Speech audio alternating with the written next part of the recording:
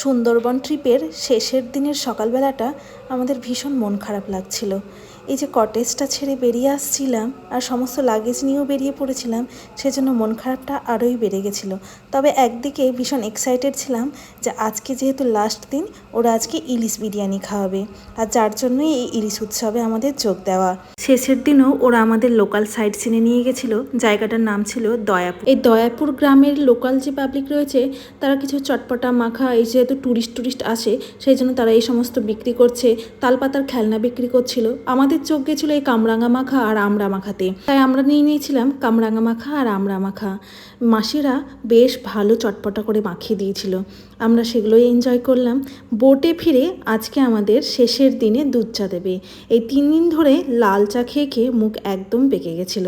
এই সমস্ত খাওয়ার পরে দুধ চা পেট সহ্য করবে তো? চলো দেখা হচ্ছে আবার পরের ভিডিওতে। টাটা।